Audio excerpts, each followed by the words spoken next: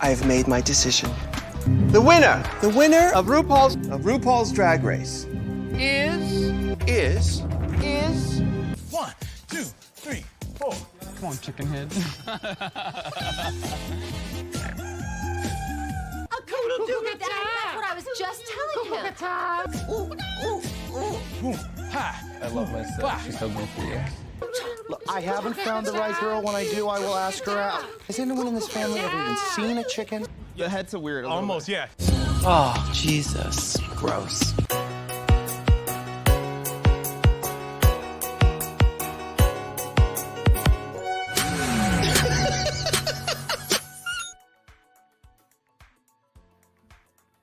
Hey, everybody. Welcome back to your favorite media response show in our Rue Best today for a special Drag Race rundown. This is X's for Show, and you can catch us all over social media at that same address, X's for Show. As for me, I'm Nico, and you can catch me on social at NICOACTION. And I'm TK. You can find me at TK Elemental.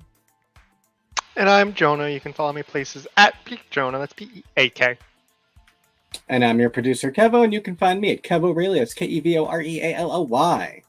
And why are we here? Well, of course, like I already spoiled slightly, we've been waiting for TV to come back to being television for a little while. Not that we don't love all of our trashy reality and our classy reality, because, there's two different kinds. But, we kind of miss surreality. And it's really cool that in the next couple of weeks, we're going to be getting back to some really great scripted content.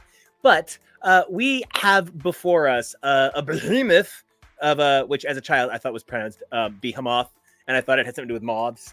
A behemoth of a week for Drag Race. So big, in fact, we had to talk about the top 5 things that happened this week in RuPaul hosted English-speaking American-style Drag Race, not to be confused with its bizarre French condom-filled counterpart. So I do want to start, though, with something that we already hinted was a little iffy yesterday. What do you guys feel about weeks where absolutely this many people go home?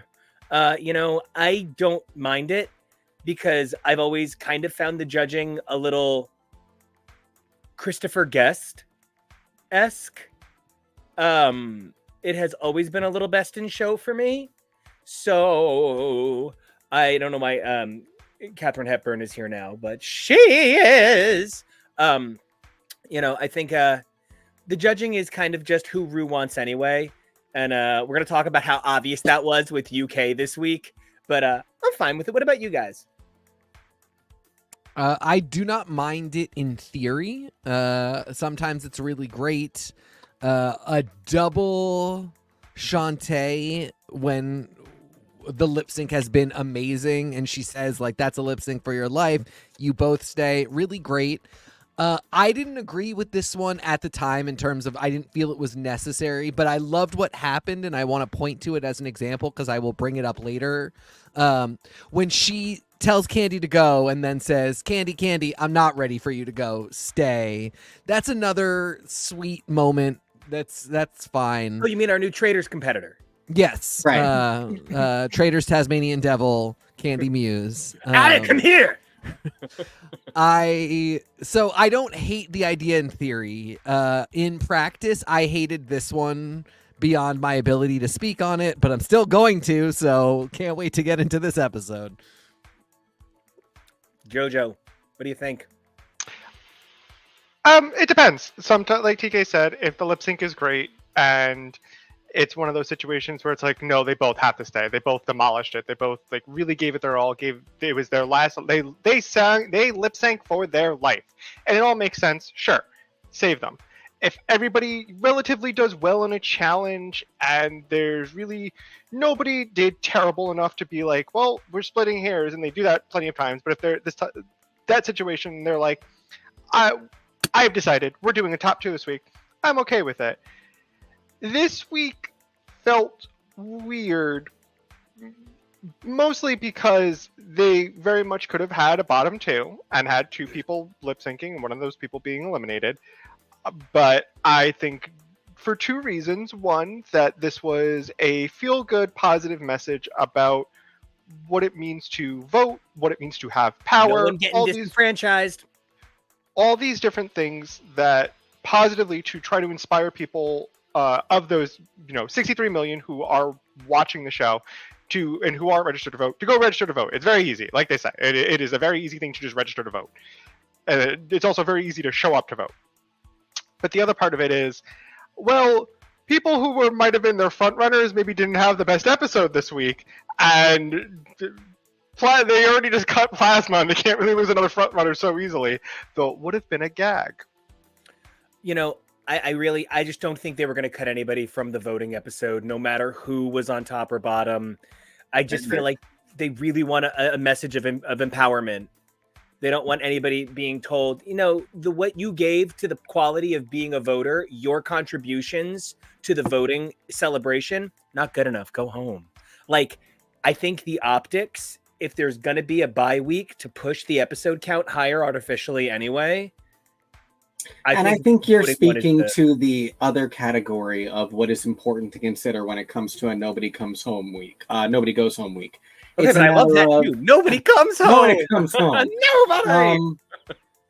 Nobody. The feel good is always a really important one. It's not just a matter of it being a breakout moment in television. Those are the ones where Rue has literally no choice. But sometimes it is important when she does have a choice to take a moment and to make sure that something that is supposed to be, like you keep saying, a really empowering episode like this, that it can end on a feel-good note rather than it's this whole thing about power and then someone's got to go home by.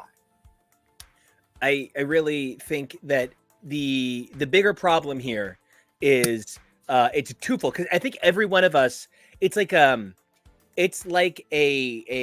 horrifying Cronenberg monster of accuracy in a line. You know what I mean? Because it's really about the fact that it's either a game or it's a message, and you can't be both. And I'm coming from the fact that, we are a swing nation this election and we got to do something. And Rue is going to do everything she fracking can to ensure that we all hunker down. I was about to say, listen, we're moving past fracking jokes. We are now on to bunker jokes, and you were ready to go. Oh, I'm ready. Also trained. You had those stored and supplied just in case. Yeah, I mean, I'm Lady Bunny up in this shit. So this whole situation is fascinating because I want Drag Race to be a show about competitors competing, but we did hit a point a couple of pork chops ago, I guess, where no matter what, your rate goes up. And this is not the same thing as season 1 and I'm so sorry, but season 1 of Project Runway, when during the reunion, one of the competitors said to another competitor, right, but every time you take a swing at me in a magazine, I lose orders. My rate goes down. And so, we're in a point where these girls have so many camps and they're so strong when they come out of this program. Not that there aren't girls who unfortunately receive hideous amounts of hate or lack of support, but I do think we've hit a point where I just don't think it's a competition anymore. It's about as much a competition as the network schedule it is. It's just not a competition anymore. My thing about that is, if that is true, and I think it is, I really do think this is a shockingly impressive group of candidates. And like, take this challenge, for instance.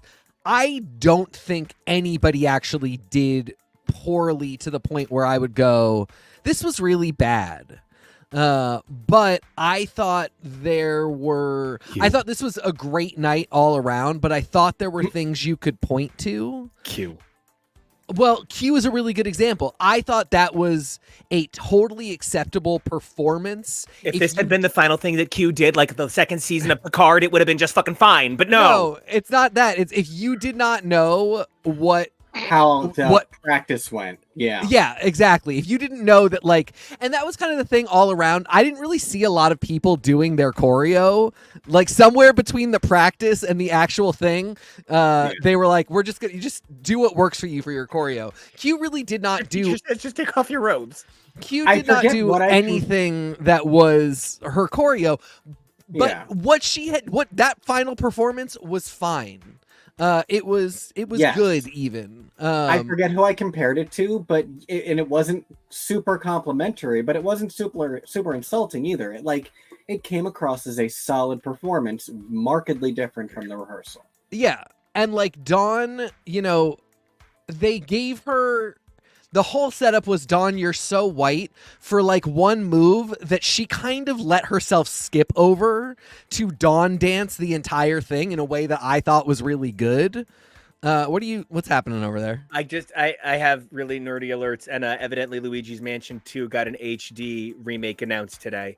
I'm excited. I'm over the moon, sorry. Yeah. So ultimately, I just felt like this kind of got me to the thing that I've been feeling all season, which is like, if it's such a great group of girls and it isn't really a competition, I would so much rather do all of the judging from the perspective of everybody's getting an A, want to use a 93 and want to use a 95, and that's the only thing we can go by. And I would like to write the show along those rules, rather than, it's felt like a lot of the time, one of the reasons I really just hated this episode was because the judging has felt so uneven that then to add in the element of, also we do double elimination, so we can literally save and toss people however we want. The extra contrivance of, you did badly in this challenge when you didn't actually do badly. You were just the 93 out of a group of 95s. And that's nothing to say to say bad stuff about. It just has left me with this feeling that like the judging feels completely inauthentic. There's structures in place where they really can do whatever they want, including just not sending anybody home that week. So then why do we go to this thing where Plasma really did not do that badly, had an incredible run, Maya has not had an incredible run, but did a great lip sync, and Plasma went home kind of like, it's your time, you weren't really ready. And Plasma seemed like, I'm sorry, but she seemed like the Rue God said so it was fine. There was a demented, there was like, well, everything that happened in there, I guess it's my time to, good night, goodbye. A resignation. Because the fact of the matter is, if Jane and Q cannot go home because they have 2 wins, they're doing so well, and so therefore we're doing a double save, then what the fuck was last week? Like, why am I invested in the integrity of the competition? I don't know, despite a bunch of wins, Mitch McConnell knew it was his time to stop coming back, so... I'm going to agree to disagree. Plasma last week did not have a good outfit. I agree. I believe JoJo and I went on about like how it was a hate crime. I think everybody's outfit was not great. That's kind of my point. That's fine. However, Plasma... Yes, hers definitely... Yeah. Unfortunately, just did the worst. And prior to that, she still had... In the other design challenges, it wasn't her strongest suit. And she even said it in Untucked. I can sew, I just don't like doing it. And that's fine. Do I think it's great that there are plenty of queens who can make their own garments? Absolutely. It's not always important with the relevance of how drag is a lot more at the forefront. However, given the lip sync, it is really hard to justify somebody who does so well in a lip sync, even if they aren't in as large of a running for the crown as the other competitor. If Maya gave an S+ lip sync and Plasma gave anywhere from like an A above, you can argue to save her. It was not there. So we're talking about the integrity of the competition. There has to be an integrity level of, if we are going to kind of ignore everything and it's just about the lip sync, that's something that they all know going into it. That is a part of like the established rules of the show. Valentina. And that, whether we can dislike it and we can disagree and we can hate it all we want, but that is how the show goes. That's how it's always gone, and that the lip sync decides everything. Well, I sort of don't agree that the lip sync decides everything. That's another arbitrary thing. Sometimes it really is the person with the better track record who didn't do as well on the lip sync stays, because it's less of a difference. Yes, this was a pretty serious difference, but I would argue that the difference in Maya's performance in the show overall, I don't know. It's just I can see both sides. I definitely get it. There's good people on both sides. Yeah, exactly. My thing is more reflective of that. It really does seem like they were like, there's no way that Jane and Q aren't in the bottom this week. We can't do a lip sync for your life, so we're just canceling it. I think Q could have gone home. I thought that was we're going to get to it in a minute, but I thought that was a genuinely lousy performance. I think Q. I agree. I know. I agree. Well, I think they specifically earlier that nobody did bad enough, and I disagree. I would have literally sent Q home. I would have sent Q. I would have sent Q home, and I would have put Q and Jane in the bottom to lip sync. But it seems like production was like, we cannot let them lip sync because we can't have. It should have been Q and Dawn. No, I disagree. I keep hearing everybody say that Dawn had so much joy on her face, but someone looking happy but singing really flat is not entertaining for 35 seconds unless you really care about that person, which means you're bringing in the track record and loving Dawn's energy. I agree with everything you're saying, but I felt that way about Jane. Like, for me, Jane just didn't give it for me. And again, like, that now we're in kind of subjective territory. Yeah. And I just didn't live for everything you're saying. I was like, Jane felt really flat. It was kind of boring to me. Her choreo wasn't great. And I was enthused by Dawn's performance. So my thing was, I think it should have been Jane and Q in the bottom. And I think production was like, neither of those girls can go home. So we're just not doing a lip sync this week. Yeah, and I hear the discussion. I think what we're talking about in some ways, and this is my because it's all subjective, and nobody is more correct than anybody. For me, it's sort of like saying Jane did an okay Broadway style performance, which we're ranking below Dawn's very, very strong local regional theater performance. And I respect that, but I am not paying top dollar for that Dawn performance ever. And I would take a low rate Jane performance at that quality because the stage they fill is so different for me. It's not that Dawn isn't more talented than Jane in many, many ways. This was not it. I think the drag rap has to stop. We really need to start seeing further explorations of sound that aren't just talking on the beat to a really simple melody.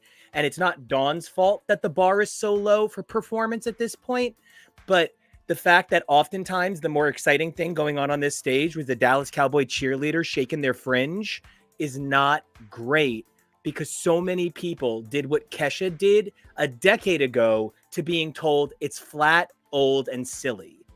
I'm not going to go and buy this song on iTunes. I mean, I was just saying, I didn't mean to kill the mood. So then let's go into our top five. So the top five, yikes, everyone hates me. So no. That it wasn't mood killer. I really would have kept going with it. I just didn't want to monopolize the conversation. As far as I'm concerned, you are rich Uncle Pennybags to me. I do think this is just like a matter of taste thing, because I just don't feel the same way about the performances. I agree with your criteria 100%. I think is true. Like, if somebody's giving a Broadway performance and somebody's giving a local girl performance, I go with the Broadway. I just don't think Jane gave that, and I don't think Dawn's was local girl. I just felt differently about them. Either way, my point is more like, I don't understand why we're at this point where this was the double save episode, and on top of that, that it was when the potion had to be used. It just all felt really weird. It's not even that they can't do a double elimination. It all just felt off. I don't know if Nymphia would have been in a hypothetical bottom. They also never talked about anybody's lyrics, all of which I do not think were great. I thought everybody should have gotten a little bit of a, It was a lot of people being Jacoby Shaddix, rhyming bleeding with bleeding. It was I think Maya deserved a huge knockdown for the equal rhyme because she didn't even try. She didn't rhyme like Sleekwool. She wasn't even like, I am Sleekwool. Sequel. Like, there's options. Not only did she not try to write a rhyme, but then she didn't nail the equal moment that Leland was trying to lead her to. Well, Saphira and Morphine really did actually and that's kill. perfect. So that's what I want to. That's number one on our list. Let's Kevo, take us there. Chiron Weasley. I'm not sure. Don't ask Professor Sprout. She thinks you're an idiot if you're still talking about Harry Potter. So, I want to say number one was Saphira and MLD top two. My take on this whole thing is I think that of the seven, I think Morphine is the second best dancer by an extraordinary margin. And it's sort of like the top two are the top two dancers by far. It's unfair. And I think Saphira being a more consummate theatricality, being a more realized Andrew Lloyd Webber, that thing that RuPaul identifies with as filling a stage, kind of the way I do, I think is how Saphira won this lip sync, because I just don't know that there was enough between the two of them to give it to my precious Saphira for any other reason than the Marge Simpson hat. No, I want to throw one other thing out there. I think being a Northeast girl, your crowds are tougher and you have to work harder to get a cheer. And something I know very well. Thank you. Honestly, I not like in a Morphine has no talent and they like her anyway, but it's pretty easy to get a crowd going in South Beach on a Sunday for brunch. And sometimes Morphine's energy is a little bit like, I showed up and looked hot. Like, what more did you want? In a very confident, great way. But sometimes her dancing, like, I really did not like her talent show dance. I just thought it didn't bring a lot of skill that she then later showed that she had. I think she has the skills. So I was just like, why didn't you do that during the talent show? And this was another place where I was just like, it wasn't bad at all, but knowing how good she can be, it was just a little bit more, I show up and I'm Morphine. Is that not enough? Where Saphira is like, I have done a Jax on like a Saturday night when everybody in Boston is freezing cold and miserable and nobody is happy with my and mean. Exactly. And I had to work for that like actual crowd performance. And that's how she performs. And I do think that's why she won. I love that. Jonah, bring it. You are the drag raciest. Because you're so sexy. I was just trying to be silly. Talk. How do you feel? I think I mean conversate. I'm sorry. Conversate about this. No, this was, I think, the absolute correct top two. I thought they did the best. I really enjoyed their performances in the challenge. They really kind of brought the funk and the soul that they were trying to exude, and that was the energy that they were trying to get the contestants to bring. And I think they both exemplified that, went well and did what they needed to do. They both look gorgeous. They both look great. So that's a added benefit. I don't really know if I could see another top two. I could see arguments for Maya. I thought Maya looked great this week. I thought this was probably my favorite Maya look that she's done so far. But I don't know if her performance in the challenge gave me the same level as the other two, even though I thought she did fairly well. As for Saphira winning lip sync, I thought she did the best with a Meghan Trainor song. Jesus, gross. And it's just so old. Like, it's a cute song, but it is literally 2 minutes long. It's super basic, and it's little so boxes for sexy people.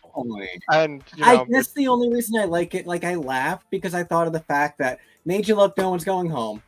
That made me laugh, but then everything else, yeah, but that's it. Is it worth that laugh? Probably not. I also think it's weird because she is introducing the exact same style of song like right now. And it would have been really she's had it forever. It would have been really smart to make them lip sync to it as part of like a thing. It's more just like it's weird the songs that they get and why they get them. Yeah. So, okay, I do want to ask a little bit about the performances because this top two, I think, you know, there's an unfairness sometimes to the show where, like, if you're a fashion queen, like Jonah, you've said it so beautifully so many times this season already, where Dawn is a genius, but like, it's just not her fucking fault that this is Nymphia and Q's fashion season. You know, I would hate to have been a moderately talented singer in season 6. That would have been caught between a rock and an adorable place, and I would not have known what to do. So when I think about how this season is kind of dominated by extreme talent, how do you feel like about Morphine measuring up against Saphira as a singer when Morphine did fine? You know, she did fine with the role, but like, it's not the same. No, but that singing challenge, that specific, your specific point of singing is they don't. The only time someone has ever been dinged for having bad singing is season 5. Can I get an amen with Alyssa Edwards? That's the only time. I lost all hope today. These women were men. So bad. That is not one of Alyssa's many talents. No. And that was the only time that someone has ever been critiqued for having not, bad singing. And singing is not really that relative. You can tell when someone does or doesn't sound that good. But they've shied away from that. It is one of the talents that you can do, and they'll compliment somebody who has a beautiful singing voice, but they won't ream somebody for not having the best singing voice. And so that often isn't an element of the challenges for somebody's bottom placement. It's often they do something else that's wrong. Their lyrics don't quite match up to what they were asking for.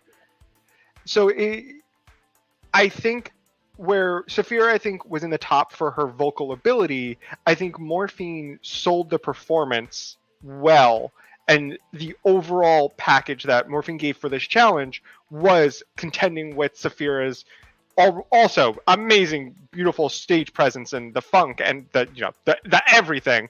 It really kind of competed in that regard, as opposed to Morphine having this great singing voice. Because not outside of really Saphira, I don't think anybody else in this cast is a really well-regarded singer. But nobody sounded well. I was going to say nobody sounded bad, but then I remember having to sit through Q, and I feel bad about that. But so she shouldn't have said she can carry a tune. That is her fault. Yes, because I saw what could have been a fun, campy performance of just like, I can't sing, but I never let that stop me. My dad doing Clementine at karaoke. I 100%. Oh, my darling. Having met your dad, I completely believe it. I think for as much as I do agree with you, Nico, that broadly the competition needs to figure out a way to shepherd girls away from speak rap on the beat. Let's get through this. My name is here to say, like, let's move past that somehow. I'm gonna get the crown in an interesting way. They're all cake songs. The fact is, most girls are not going to be able to sing, so they're going to have to do some version of that. I think we should elevate it, but it's always going to be something in that sphere. And the audience, I think we all accept that. So there's a lot of room. Yeah, you don't, because you have uniquely high standards because you are a musician. The rest of us, who are all Philistines, accept it. But you don't accept bad dancing, and that's kind of ableist. Well, hold on. I accept bad dancing, too. I will expand them at large, being like, you can't sing, that's fine. You can't dance, problem. That's ableism. I think what Morphine really had going for her above all the girls, and Jonah said this earlier, it was the performance package. I think if they had been like, this is an audio only episode, you just hear the song and you'll judge the girls based on that, I don't think Morphine would have done favorably. It was that I thought she had actually strong lyrics. For I think most people having weak lyrics, I felt hers were strong. I felt the delivery was Skin has the armor has been stuck in my head. Yeah, was I got literally that skin with clever. the armor. It was, I thought her whole setup for the structure of the rap was really solid.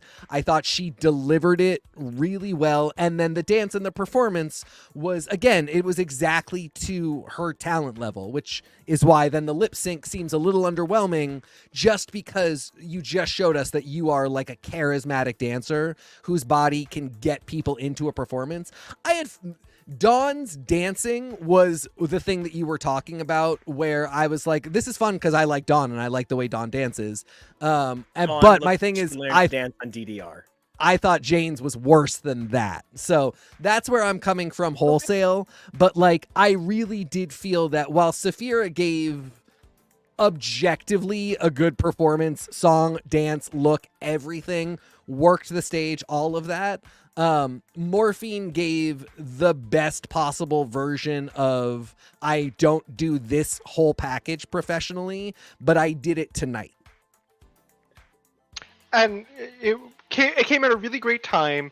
The show tries to have everybody in a good light at least once. Yeah. They really try to have somebody, if we want to get into fandom disputes, high placement. They really try to have people be in contention for a win. They want to show everybody in their best light. They're not trying to make people, as much as we sometimes like to think, they're not trying to make people look horrid, because it doesn't do them any favors. They want to show the best, and sometimes people don't have the best week, and that's okay. That happens. That is a life. Not every week is going to be your best week.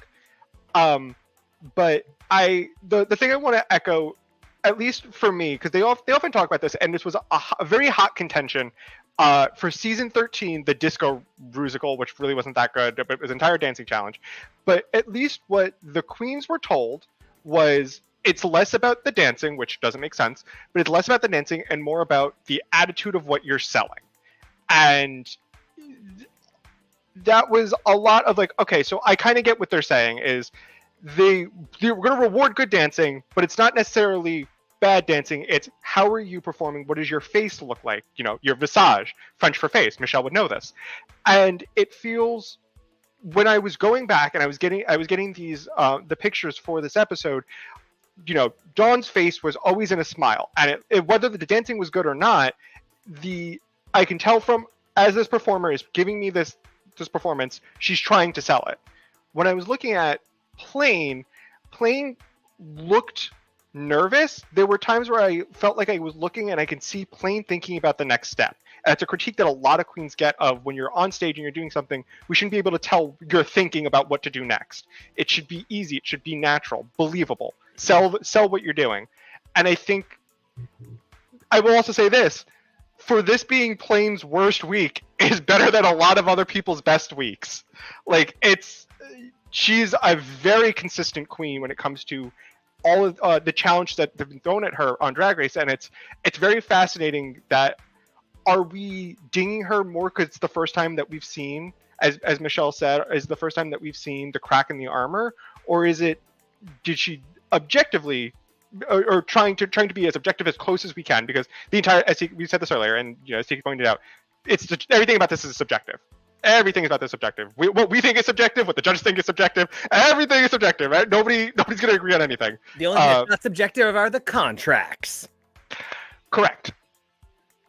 And they are ironclad as the years go on.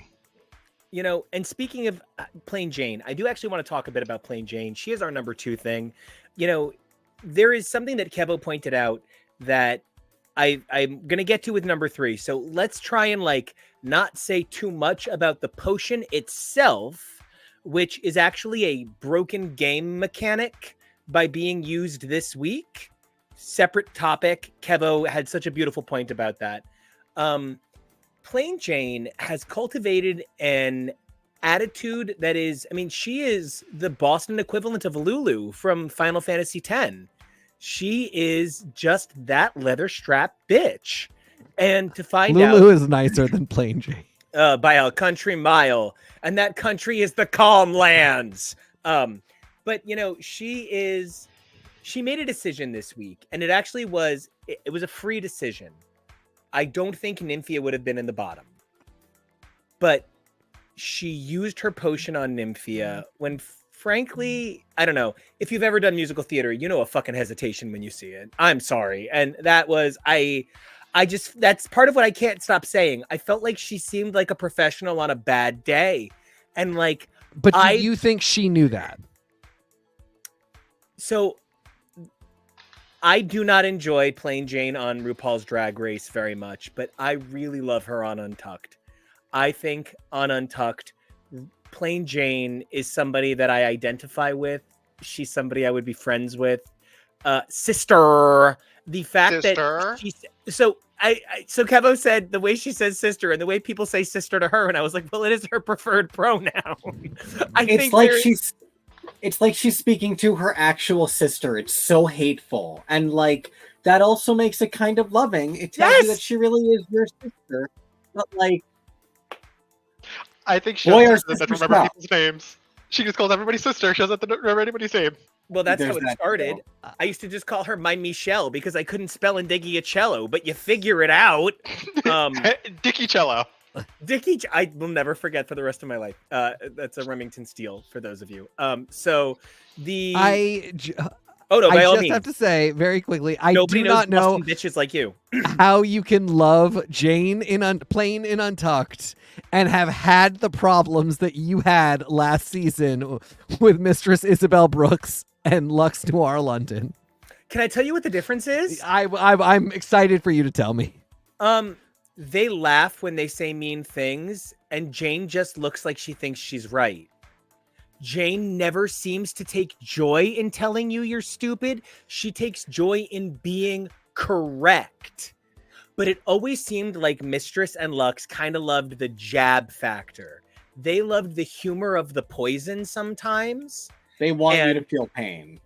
Like, because that's the sport. And they even defend it as that's the sport. I don't think this is Jane as drag queen Jane.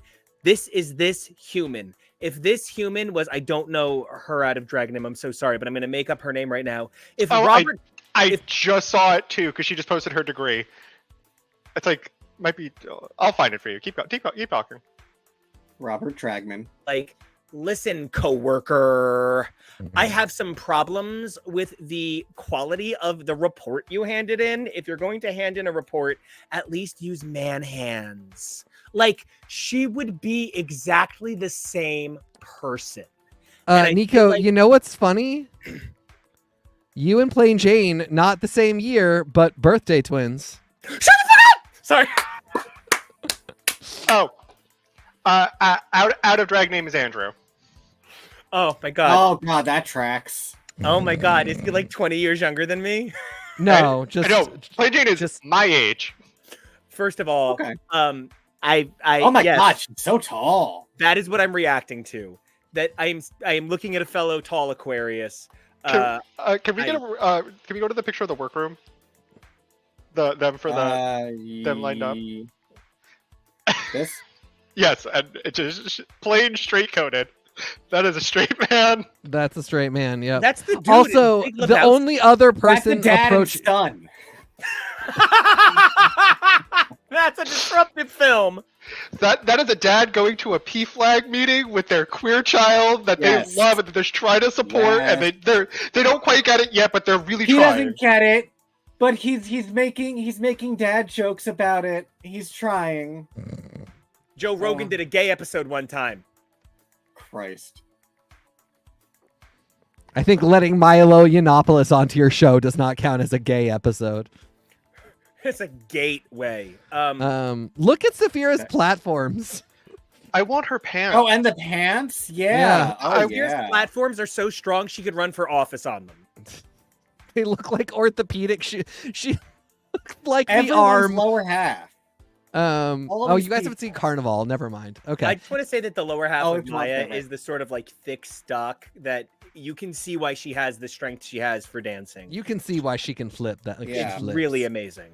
Those are gams. So, okay. So issue number 2, Plain Jane. My birthday twin! Sorry. I don't know what more to say, but I did not think Q noticeably had a weird week that I would point to as, the same thing as last week. Like, it's not that what you did was bad. It's that we saw what the prompt was and we saw the process, and the fact it's like when you kind of get half a point off on a math question because your teacher's like, I know you didn't get this right the correct way. You just stumbled upon the correct answer. And it's, I know you grade a lot of those. Johnson.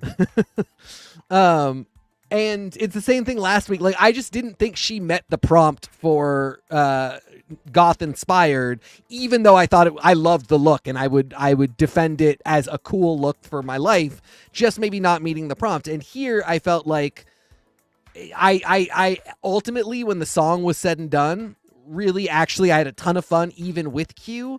I just know it was kind of by accident, and that she can't carry a tune, which she swore she could. She can't dance, which she said she was going to be fine on. So I don't really know how we got there. And compared to that, everybody else, including Jane, who to me was the second worst, was great. They were totally good. And I think you said this earlier, like, if this is Jane's bad, or maybe Jonah said this, if this is Jane's bad, like, this is like, some people strive to have their best day on Drag Race be Jane's bad day, and that's an interesting competitor, if nothing else. I need to sidetrack. I just found out I share a birthday with Megami, so there you go. What an Eat it, I insane win. plain what a plain Megami kind of and that's an average goddess kind of amazing birthday season. So okay, here's where the potion being used and the way it was used does wonders for Jane's storyline. Then I want to make sure that we're done with, because then we'll just flash 3 and cut to Jonah. Oh, I did. I'm done on Jane as Jane. I'm. Oh, please go. I was just going to say, my point about it involves both Jane and the use of it, but continue. Well, no, go into the potion now, because the right time, JoJo. Yeah. Oh, anyway, so the Plain using it in this way. Plain is a massive bitch the entire season. Plain is saying the most hateful things to people ever, but we see these little glimmers of, ooh, she's a real person. She actually has the capacity to be sweet and nice and even loving. And what this does is this completely turns Jane's storyline around of, she's not actually the bitch. See, she gave the potion up, which in a part where we can be objectively, is not a smart game decision.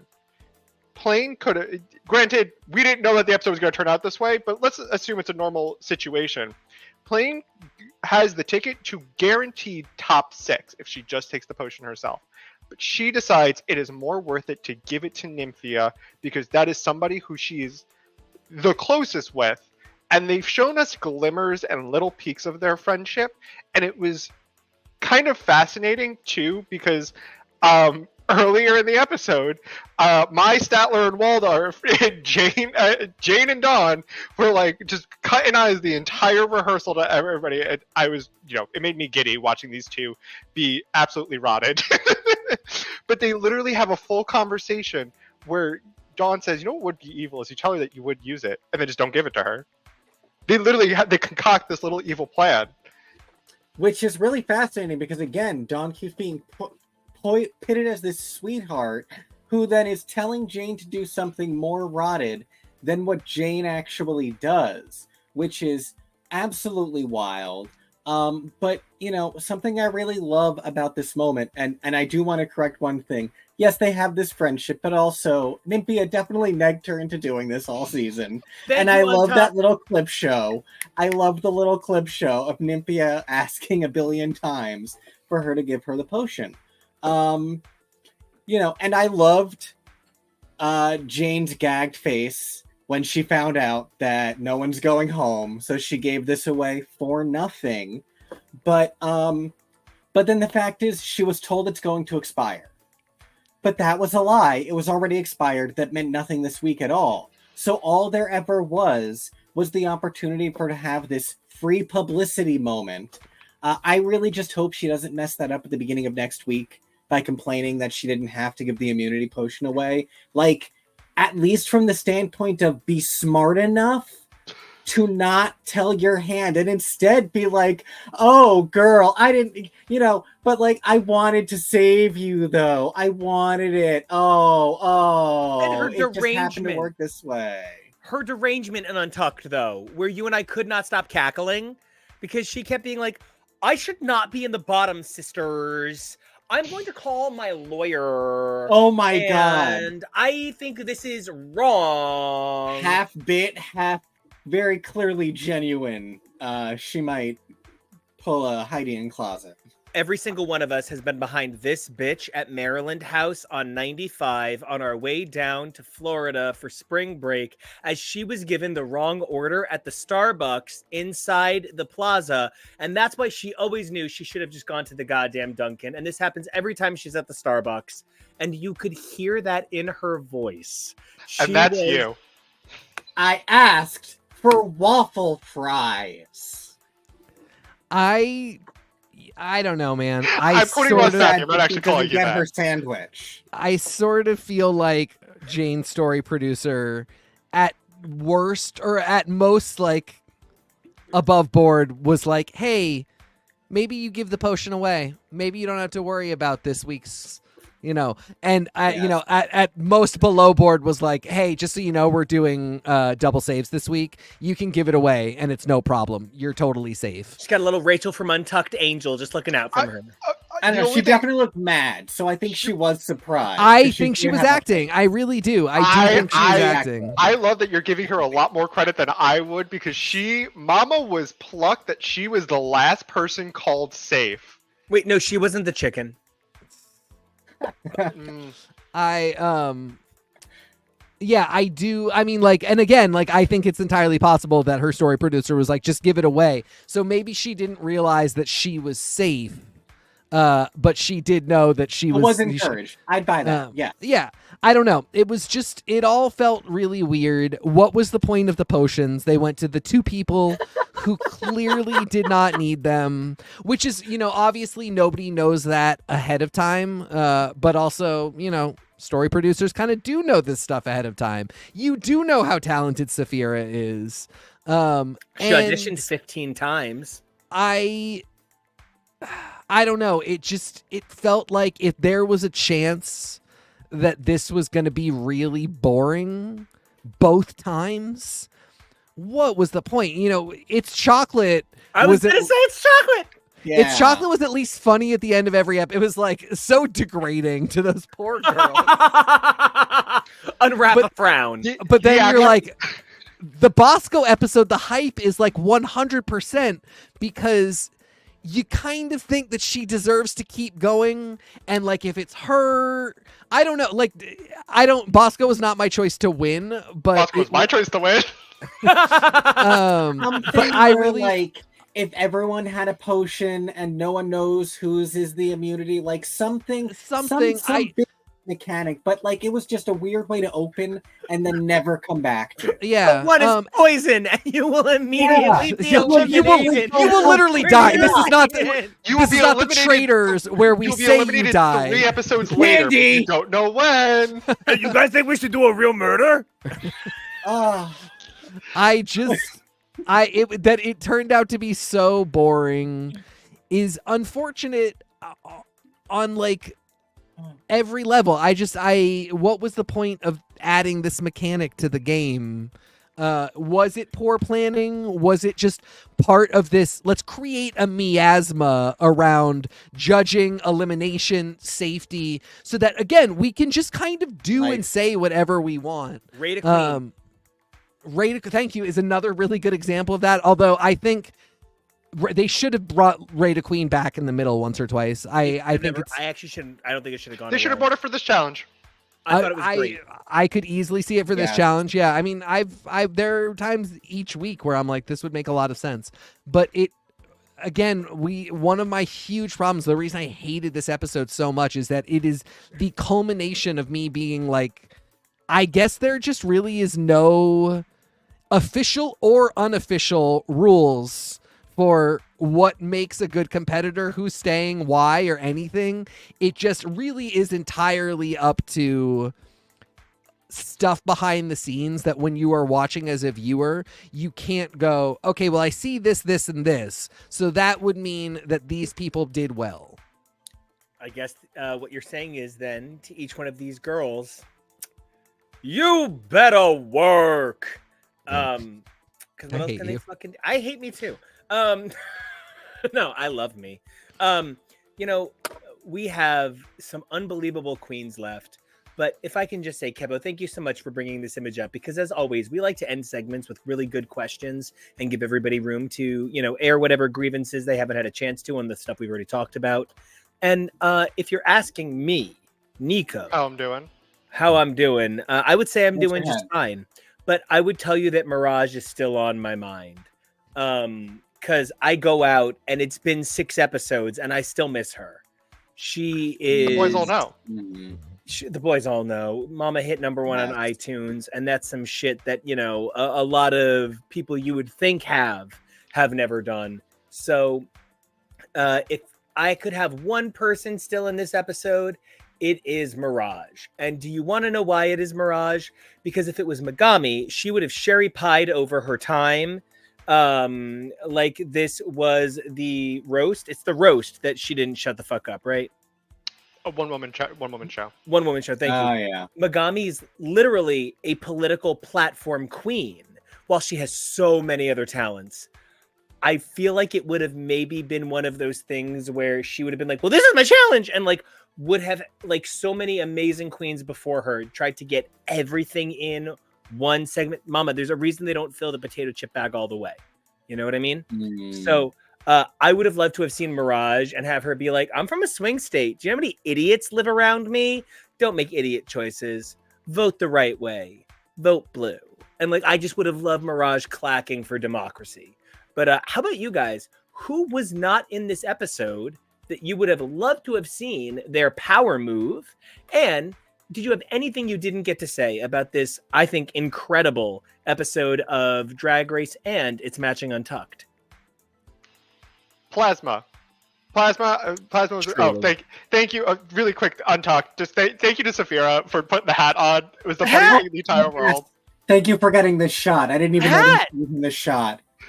It literally, as soon as she got there, she just put it on, and it's the funniest thing in the entire world. It looks like the Lorax. Like, it looks like one of those kind of trees. Yes. This is winner energy. Winner energy. That's my winner.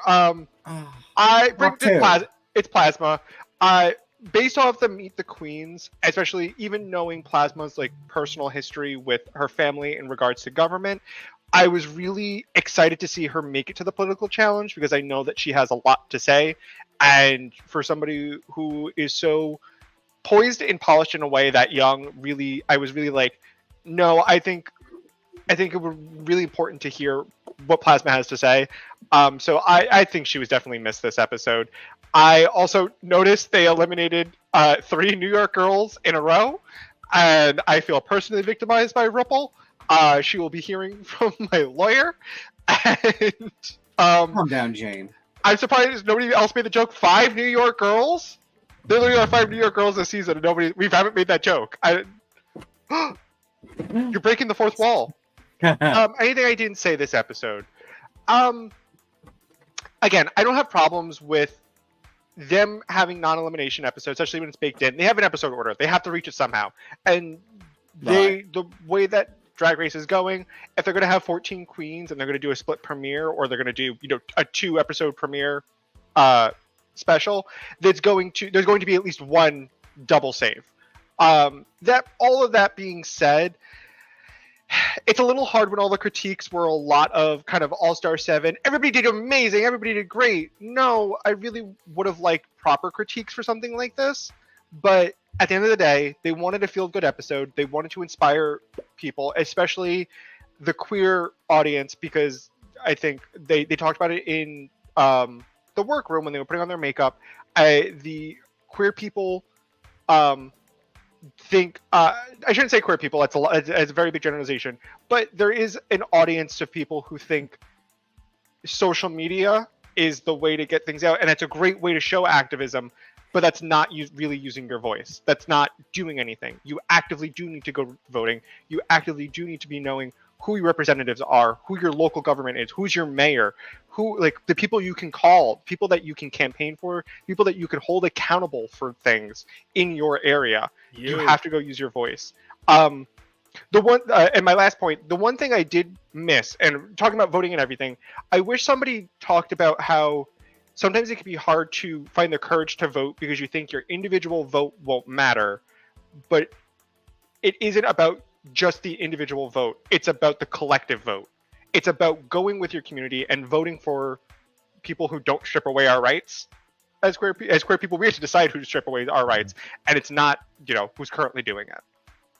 And just, to echo what you're saying for one moment, the quality of voter disenfranchisement is incredibly severe along blue-collar workers. Oftentimes, while blue-collar workers are legally entitled to take 2 hours off to go vote and have it not count against their workday, employers make it just about impossible. There is also the severe reality of a number of voters who live 3 miles from their polling facility, and it is just financially not possible to get to their voting location.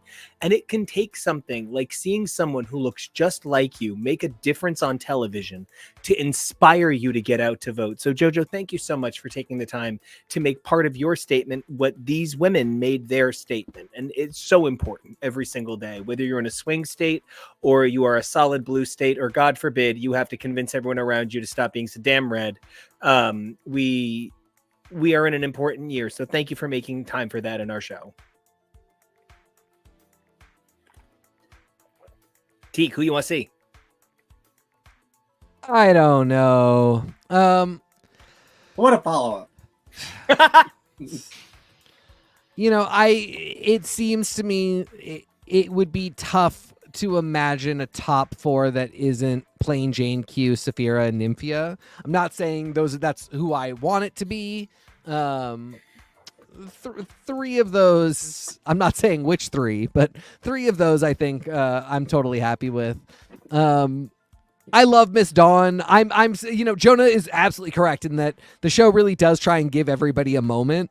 It's been very weird that Dawn has not had one yet, which either means it's coming next week or I just don't know.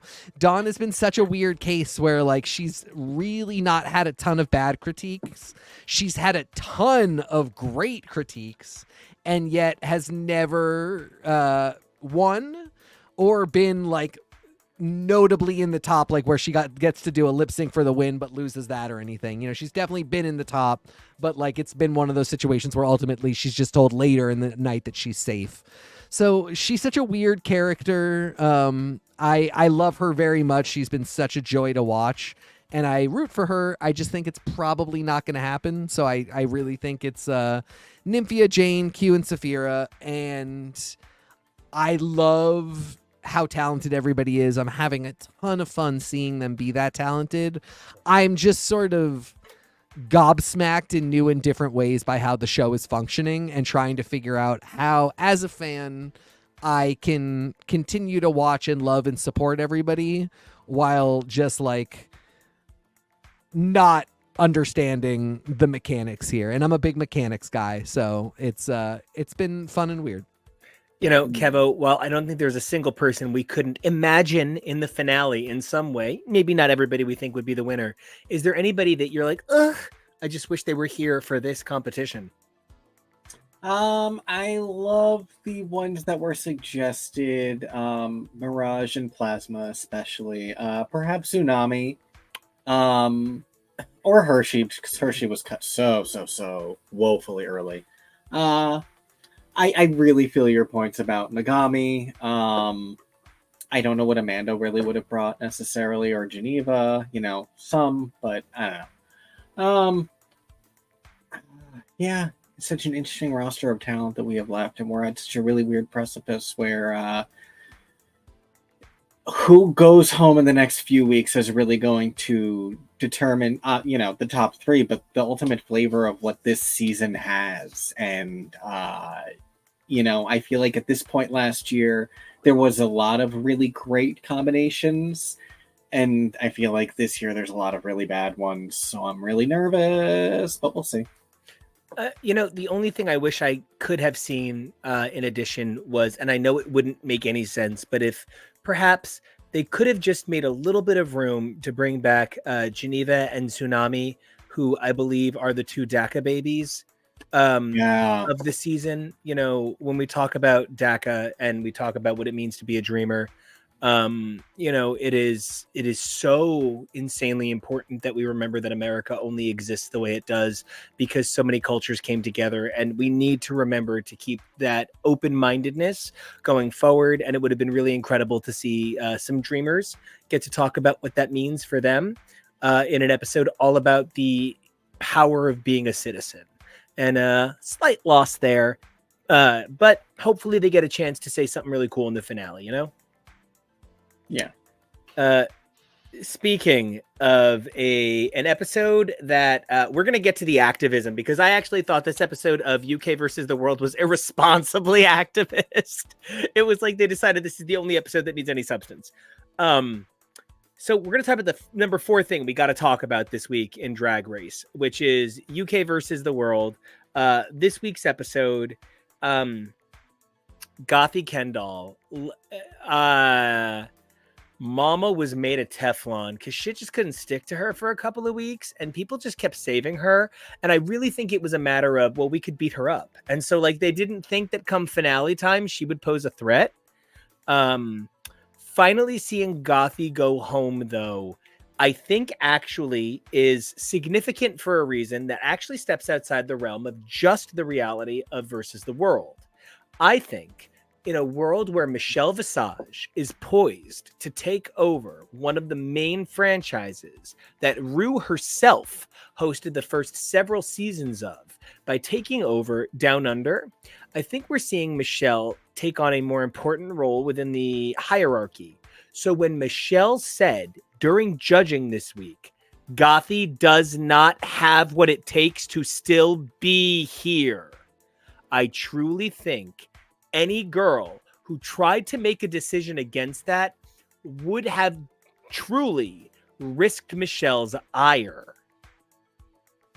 I think you're right. And I think I do think it was all above board, the kindest, because she did not say you don't have it. She said, I loved this, I loved that. I just think you're not there yet. And then everybody else said, we loved you for all the wrong reasons, but we love you. And it's funny. And she laughed too, everybody pointed to the fact that there is actually something special and great. And you should know as a performer about if you are doing badly, it is better to be up there, not fazed by that and just enjoying yourself than it is to be miserable and to let everybody know that and you're now just bombing and wallowing in misery like that. Then you get nothing. So there was a really good abject lesson, but I think there is sending a really great competitor home, which everybody can see as strategic and cunty and fun. And then there is keeping somebody who is dragging down the level of competition. And it doesn't really get addressed that what Tia might have done last week was send home a great competitor. It really is addressed more as she gave Gothy a second chance, and that even comes up when they're picking parts. And she says, "I did you this favor by keeping you here, so I'm giving I'm doing Legrand Dom the favor of giving her the verse that she wants." Does that seem fair? Sure. And so there is this thing of like, I was trying to do a good thing, I was trying to be fair, but you kind of knew, I think you're exactly right, with Michelle's pronouncement that you're just not there yet. If those girls, if either of them, and I'll be interested to see what Tia had for her lipstick, because Marina, I was like, Marina is clearly sending Gothy home. Marina is a girl for the people. She is, she wants to be the best and beat the best. I love her. She's gorgeous. She's perfect. She's perfect. But if Tia had wanted to keep Gothy, then we're venturing into I just love Roxy too much to send her home territory. And Roxy. I'll just be interested to see. It's but yeah, I mean, I really do think you're right. I think that Michelle moment was the best thing the judges could do to signal like, hey, don't keep doing this. You're annoying us now. It's really unfortunate because I think Gothi is a very lovely person. I think she has a beautiful aesthetic. I think her makeup is beautiful. I think, we didn't see a lot of her looks on UK season 1, but I can tell it's an upgraded wardrobe, but it still felt like she was missing some confidence. And it was fascinating because it's been 4 or 5 years. So I don't want to, it's going to come across blunt and mean. What were you doing? Well, it's funny you say that because I get the impression that her show is good. She might just be bad at Drag Race. Yeah, and that's fine. And that's fine. Not everybody's good at Drag Race, and that's okay. She went out with a bang. She also was probably one of the best sports about doing well, and they were even trying to be as positive as they could on her. They were like, we're really, there's no point in us dogging you. We know it wasn't the best performance, but you were having fun. You still made us laugh, and that's still a thing. I will say it was absolutely hysterical when she was over here, when she was supposed to be over here. Yeah, so she just kind of moseys on over. And it's like, it's hysterical. It's not proper. It's not right. They literally cut to Grant laughing when she messes something up. They cut to her laughing when she messes stuff up. It's so cute. That's the problem. She is very adorable. She's very sweet. But there is something to be said about the notion of beat the best, or if you send home the best, you've already beaten them, and not taking whoever is the best competition to the end because it increases your chances. I think an upset like that works in Tournament of Champions when Nico and I are watching our cooking shows and we're watching these people and there's a big upset. Season 1, Alex Gornishelli going home to Super Chef Darnell, and in a competition setting like that kind of upset is really spectacular. In this kind of competition, you're actively harming the quality of your episodes going forward. I think about this episode and I'm like, what if Kita was here? Kita is an amazing dancer, and I don't know if I resonated so much with the aesthetic of her talent show, but I think she can write, she can rap, and she can produce a song well, and I thought she would have done well here. So it is one of those like, well, we kept you, like, come on, we need. It's a double-edged sword of wanting everybody wants the Naomi life's not fair pulling Manila's lipstick, but you have to recognize what that means for your competition, for the show, for the challenges. And it's going to be a very interesting point, and I promise it's going to go somewhere. Show contributor Tori has been going through her own Drag Race watch, and she's just finished season 6. And she asked me when she was watching season 5, why did I was telling her about Alaska, and I was like, Alaska's a very competitive person. Like, she really just wanted to win. And she was like, why wasn't she more strategic about the roast lineup? And she says, I think she said it on Talk, she said it at some point, she wasn't concerned about a competition. It was, I'm trying to give RuPaul the best roast that I can. The competition in this moment doesn't matter. It's, we're trying to make a show. We're trying to make RuPaul the most successful drag queen in the industry, in her story. We're trying to make her do a good show for her. And I sometimes think people need to think about that just a little bit of when they're going to choose their lipstick. I will say, I just want to add to that. And what do you expect Gothi to do? Say, I don't want 50,000 pounds, which, by the way, when Teresa said I look like 50,000 pounds, I was like, Mama, how you phrasing? Yes, you do, girl. I want to note, I thought Marina demolished this episode. She was also literally saved. They only were as successful as they could have been because of Marina. So Marina, absolutely amazing, especially in the lip sync when she did the turn. She incorporated it into the lip sync after I literally said that was the moment she won. Yep. Truly spectacular. No, also another greatest moment is them zooming in on Lagrange.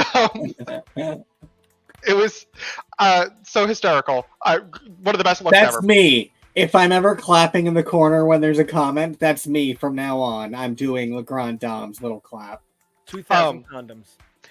I will say, I am noticing this. I think this episode was very well noticed for the favoritism for Tia. Now, I love Tia. I'm a very big Tia coffee fan. I like both tea and coffee, though I prefer coffee because I like the vehicle of just having sugar and milk. But Don't make me sheep. I don't know if this was her best episode, and the 4 queens they chose to represent the UK this season is fascinating because they even bring it up in the first episode. Collectively, they have 1 win between all of them. I don't know if they actually brought the UK's best and brightest for UK versus the world. So they chose the person who has the most to offer and the most star power and kind of favoring them a little bit. The past 2 weeks, yeah, I think Tia definitely was in the top and was in contention for it. I don't think this was her best week. I do not think she was in the top. Scarlett. I thought it should have been Scarlett and Should Marina. have been motherfucking Scarlett and Marina, and Scarlett still would have lost to Marina. But can we just talk for 7 seconds about the amount of liar? She's a liar. Mama lied. It's not the truth, Ellen, because she said maybe I'll start thinking about a musical theater career. Lady, you have taken some incredible vocal lessons from some obviously very capable vocalists, and you sounded like, I swear to God, I screamed out loud, Scarlett! Because, like, she sounded like an Adore. She sounded like a Courtney, to bring up people we've mentioned. Her quality was up there with a Saphira in this episode. I just didn't know she had this in her. I always knew she was talented, but, oh, man, hate me, Scarlett. RuPaul just hates her. Well, there's something to be said that RuPaul literally threw her a question. Scarlett responded, and RuPaul was like, "Thanks." Like, that's obviously not how it went. It was clearly edited in a specific way, but it always feels like she does just hate her. And it is hard to miss. And but who RuPaul seems to really, really, really appreciate is Le Grand Dame, which surprises me because RuPaul has a rule about strictly come favoriting people you already like. And she doesn't know Le Grand Dame, though I just want to say, speaking of projects that Michelle is famous for, the musical they kept referencing here, everybody's talking about Jamie, which is of course based on Jamie the Biography of a Drag Queen, which was like, the thing 15 years ago or 10 years ago. So Michelle is in the replacement cast of the second UK production in the West End, which is it's the most successful. That's so so I'm good. not here to say anything negative about my, New Jersey Saint. Good enough for Nick Jonas. I just want to say that Bianca Del Rio actually was a replacement in that same production for a different character. And it's just really interesting how they both hosted after shows last season. And last week we heard Bianca Del Rio basically call Michelle Visage a sack of rancid potatoes. I mean, she's an insult comic. That means she loves her. So, like, it's fine. But, like, she's useless. She works all the time. So I just think this was a really interesting episode. And I was really happy with a lot of the placements. I like Teresa as a human and as a drag queen, and I would love to see her in a bill of drag queens. Like, if I could see like 8 drag queens, I would love Teresa's show. Teresa, oh my God, how Staten Island I just became. Teresa. But I just want to say I wish there could have been a double elimination. To be honest, this was not either one of their weeks at all. No, can I need to talk about this. Cowboy. We'll get to self-esteem in a bit after. I was so happy. Incredible guest judge. Bring her back, please. She was amazing. When Teresa, even performing here, literally Teresa's hand was trembling so much, and I've been there. I've been in front of a class having to read. Oh my God, I had to do a slam poetry thing, and I went serious with it, and I felt so uncomfortable, and I was trembling, and I did not like it. I have been there. That is my sister. I see you. Sausage.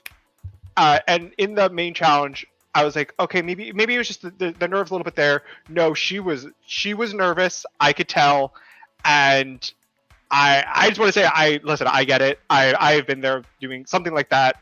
Can be very nerve wracking. So I felt seen, but I felt bad. Yeah, I would say that I maybe didn't get. She was the second worst performance of the week between the two shows for me. Nobody here does not deserve their per diem. Nobody here is an embarrassment. But Charissa is very clearly a personality queen, not a skills queen, and the fact that she's done so well means she is such a personality queen. Her quality, her ability is so extraordinary, but oh my God. This was also one of the worst. I'm going to make a better version of my costume from last time. Scarlet was two unrelated franchises. One of them was on Paramount Plus and one of them was on Peacock. They are not the same costume at all. And I still liked that more than what literally looks to me like somebody beat her to death with the cast of Xanadu. Can we get some titty contour? Can we get some tassels? Can we get some taste? Can we get some fashion? Am I too conservative? Am I becoming a conservative when asking for these things? Well, you're asking her to stop looking so much like Tammy Faye Baker, so I think you're also being anti-conservative right now, so everything's balancing out. Don't worry.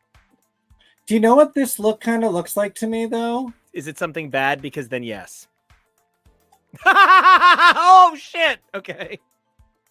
Panties. Oh, we didn't talk about how this is the first time that Q's ever not wore a wig and didn't have an exposed panty, and she didn't look good. They're from the same factory.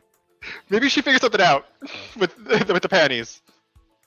TK, do you hate this as much as I do? Because I genuinely think she looks like the lighting in a dance studio with all the mirrors on the wall. Oh, try again. This is one of those ones where I didn't really care. I don't think it is any good. And I actually thought Michelle was really forgiving, being like, there are some parts that are much better, and there are some parts that are. But challenges like these are your opportunity to call back in a really fun way. And it's just, it kind of says something to me, because in thinking about it, I was like, does Teresa have a moment that I want to recall from her season and see elevated, or like that I thought was funny and that I thought should be repaired? The Teresa's best moment, and is Teresa has from her original season my favorite entrance line, bar none, being "Don't hate me because I'm don't hate me because I'm beautiful. Hate me because I'm an immigrant." Was the funniest thing somebody has ever said. Well, but that's not like. This week she decided to come dressed as something that Star Fox would fly. So Oh my God, Trishelle jump scare. No, he's right. Look at this. They look like the same dumb bird. I'm actually not a fan of Teresa's fashion. I think she as a person is incredible, and I love all of her out of drag color forms looks that she wears. I think they're all fabulous. But I think her looks are trashy, and I'm a Chad. Like, I dress like a Chad. So, like, come for me too, please, Teresa. I'm ready for it. But this is not the best showing from a brilliant queen, and it bugged me that nobody dinged it the way they would have dinged her if Tia had an off week. Because you're right, the favoritism on Tia goes two ways. Because if it fails, that's going to be what happens to a Valentina. That's going to be what happens to, I don't know, somebody name me somebody else who should have won their season and didn't. Pangina. Oh my God, the scream heard round the world. That was not a jackpot. Does anybody have anything more on number 4 before we move on to number 5? Teak, what you got? I got nothing. Well, then I want to speak for a moment about number 5, which was kind of a heavy activism week. And not all of it activism. Some of it just like serious topics. I want to say that, I'm famous for my favorite international series being Down Under. And Hannah is doing a really great job, what you can understand with all the filler. So I'm kidding. Her lips are just very plump, and they came for her real hard about it poorly. In the roast, her push for safe sex, her push for dykes on bikes, her drive to be there for Tia through grieving and mental illness. Holy shit, that's a human being being a human being on television. I don't know. I don't have words for that. I haven't seen that since Pedro on The Real World. And so I don't know what to say. So I thought that was really beautiful, but maybe the only thing that could have rivaled that was Marina's genuine pride at representing her culture and her heritage, and the fact that even on the runway, Rue was just like, "Fuck, okay, well, she already won, but let's go through the rest of the rigmarole of the episode, the hullabaloo."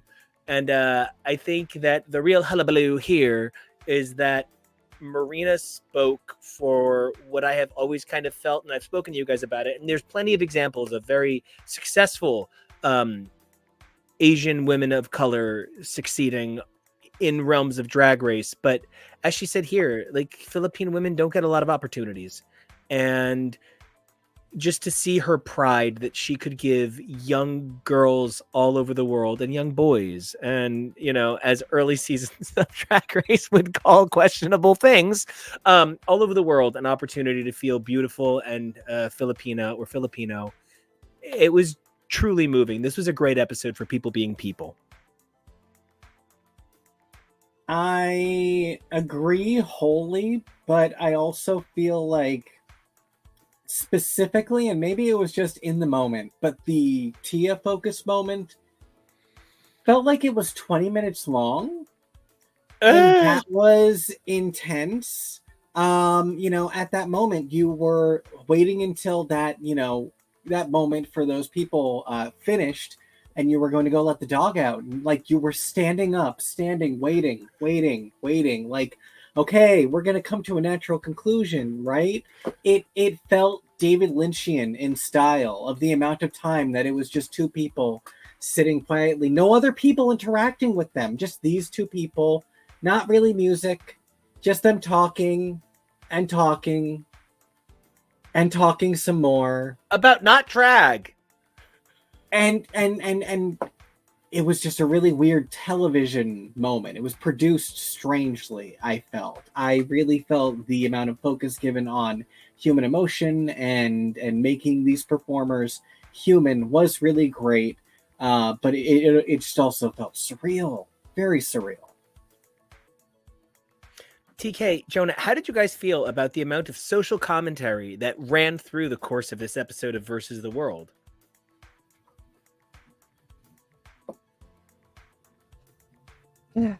I go always back to my thing of, like, I feel like this should be like a charity show. It is this weird mix of, is it a competition? Is it not? We spent such a long time talking about, in particular, Tia's, was it a mental health journey? Yes, but a lot of it was also just like personal tragedy, and it walks that line. When I think about it, like, regular Drag Race had a much more universal message this week, about just like how we all come to our systems of power. And this episode felt like a much more kind of like standard Drag Race drama. Not that everybody's windows into everybody's personal lives aren't a big deal. I don't know. It just sometimes UK versus the world and all of the versus seasons and all of the All-Star seasons feel like they should find a way to elevate the personal and the activist storylines that they're bringing. And I just didn't get that from this week. I really hear that. I even said to start, I felt like it was too many in a way that jeopardized any of them. Yeah, exactly. Jonah, how did you feel? I think it was, looking at the big thing, number 5, this really was a big week for activism. It was a big week for activism, but it was also a big week for activism. And I think there was a lot of different kinds of activism and what a lot of it meant for a lot of different people, whether it's political voting, whether it's sexual health, whether it's pride in your ethnicity and your nationality and where you come from. There were so many great things that I often think the show sometimes suffers from tonal whiplash, where we're trying to have this really kind of great talk about activism, and then while it's a beautiful conversation, talking about Tia's experience of loss and losing her mother, and it's a lot of emotional heart tugging that I think, not to say we don't have a place for it, but it is a little tonal dissonance. Are we talking about loss, and we're talking about that kind of story, and again, not that it was any problem of her talking about it, but we also 2 weeks prior talked about her loss with Cherry Valentine, and I can't imagine what Tia went through, losing 2 people very close to her, very important to her, back to back like that. I do not know that. I hope that I don't, because I can't imagine the amount of turmoil she went through. But it's also a lot of the audience, a lot to ask for the audience to give that room to somebody twice. And I only want the show to continue to push for activism and still show these stories, but think about how we can intermix those just a little bit better. Because what you're saying is so true, but like, I don't watch Angela's Ashes in the middle of old episodes of Star Search. Like, there's no reason to necessarily, because the sadness is an important thing to talk about, and it's beautiful. And where is she going to get another, platform this large? It's so important, but it does start to feel like, unless she's about to go home next week, you really put a lot of her story up front. So if she gets more, I'm rooting for her. I want to see her in the top 3, but so I think we're in a really good place to wrap this guy up. This episode, that is to say, because this episode is definitively male, I guess, because I said guy, right? My bad. Yeah, sure. But I think my top 3 for UK versus the world is going to be Marina, La Grande Dame, and Tia Coffee. That is an unstoppable trifecta. That is like, the Charmed sisters right there. It's amazing. But I think there's a lot of room for different people to step up. Just like we were talking about with classic Drag Race, there's kind of 3 that perhaps we think are unmissable. Saphira, Plain Jane, and of course, Nymphia. But Q has really put up an incredible season, and so is Dawn, and MLD is coming back from nowhere, and I don't know that you actually can eliminate Maya. I think there might be some sort of dark forces involved, because she does not seem to be able to lose a lip sync, and she's winning them, but she can't seem to lose them either. So what do you guys think? What is your top 3 on UK versus the world, and do you have anything else you want to throw our way? Teak! I sort of only have a top 1. It's just Tia for me. Love that. I mean, I love Marina too, and I feel confident that Marina, Grand Dame, and I maybe not even Tia when push comes to shove, but like Tia's the one that I just like am really charmed by. Marina, I want to see Marina go on to compete in other stuff. So I'm sort of like, don't win here, because then we won't see you again until they do some kind of all winner season. Winners. La Grande Dame, I just think is very cool, but like, I really loved Tia her season and was so bummed that she was just doing badly, that I just kind of want to see her go all the way here, because I think she's cute and great and really funny and has a great attitude. I already said my 4 for regular Drag Race. Like, that's kind of clear. What are we doing? We're just kind of waiting to get there, which is fine. It's good. Jonah, what you got? Who's your top 3? Top 3 for me: Marina, La Grande Dame, and Scarlett. If I get to have a top 4, Tia would be up there. But those 3 are, Marina and La Grande Dame. It was introduced through this, because I haven't seen the original seasons yet. But man, they've made an impact. And I know some people have argued that La Grande Dame is kind of fading in the background. I think she's still memorable, because I'm trying to pay attention and look for her where I can. So it's one of those where I can find what I'm looking for, because I'm looking for it. But I think those 3 have been truly kind of stellar, above and beyond so far. And I think the other competitors, not barring Tia, have a lot to kind of catch up with. Kevo, I watch it with you, so I'm pretty sure your votes are pretty close to mine. But do you have anything to say different, or any parting thoughts on UK versus the world? No, seasons like this are a little bit too chaotic for me, so it's hard for me to keep track of everyone. I'm enjoying it. This is one that might be one that we end up rewatching at some point, and I'll probably have a stronger idea of it then. I don't think anyone said anyone that I strongly disagree with, though. I know that we have the finale coming up soon. I think it's in 2 weeks from tonight. 2 or 3. I'm bad at math. It's the last weekend in March. So we got that coming up, so strap in.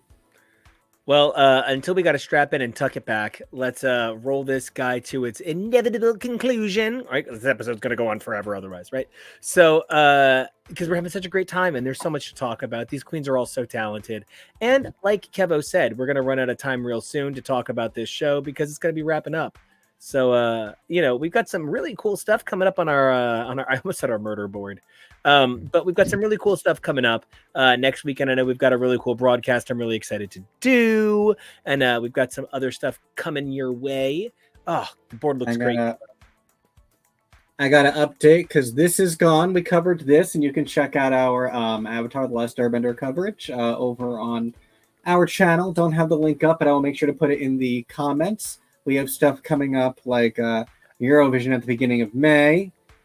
We have the same weekend that we have the coverage of the finale of UK versus the World. We are probably going to be covering this because it comes out that weekend. We have Godzilla X Kong coming out. You can check out our previous coverage of the Monsterverse, which I will also pop in the comments for you. And then Disco coming up next month. And apparently I have to re-add Beacon 23 to our board because out of nowhere, Beacon 23 is coming back. So you can also check out our Beacon 23 coverage, and we will be covering that as soon as it starts. A lot of sci-fi coming out this spring and summer because then we have Doctor Who coming back. We have Star Wars The Acolyte starting. So it's a sci-fi spring and summer, folks. I can't wait. And if there isn't a rock that sounds like Joe Pesci, I'm going to lose my shit. But so mad. Until we come back. Go. So until we come back to talk about some sci-fi, more reality, and way more, Jojo, where can everybody find you on the interwebs? You can find me on the interwebs at Peak Jonah. That's Peak. I love it so much, and it is always such a pleasure. Thank you so much for everything you contribute to the show, and it's going to be really exciting to have you on for some of that disco coverage, as I believe you have decided to enter the world of Discovery, and we are so grateful to have you here. It's going to be really exciting to get all of your reactions to all of the crazy things. Like, he already knows that Lorca is hot, so that's fun. Yeah, that's step one. That's step one. We're going to get to some other ones. But until then, Kevo, you've already done the disco journey. You, my friend, are basically a village person. You're so disco at this point. So where can everybody find you other than producing this fine show? Yeah, I'm going for a rewatch of Disco in time for the new season. I should probably tweet about it, but I'm always so lazy. So encourage me to tweet about it, and I will. And you can find those tweets over at KevoReally. That's KevoReally. Teak, where can the folks at home find you and your lovely thoughts? You can find me at TK Elemental, crying about that time when the ship sang to Burnham while they were about to die. I think about that every day. I'm about to start crying just mentioning it right now. She just recommended movie night. I love that damn ship. I am so glad that we have so much coming up that we are so excited about. It's going to be so great. And I'm really excited to cover it all with you guys. As for me, you can check me out all over the interwebs at Nico Action. That's NICOACTION. Don't forget to look up me doing some SoundCloud music, the stuff in the background. That's me too. I got some live shows coming out. You're going to definitely want to catch those because I'm going to be real cool at them. We've got some amazing appearances coming up later in the summer, like the Incredible Flame Con. So don't forget to like, comment, and subscribe so you can find out more about those 3 things. And if you got the time to do that, we're hoping you can give us another minute to take care of yourselves. Just like the queens all said all week. Number 1, you got to stay safe. It's a spooky world, but we know you guys can handle it, especially if you decide to be brave. And then don't forget to evolve daily, because who you are today is amazing, but who you are tomorrow is going to be even better. And until then, we can't wait to see you.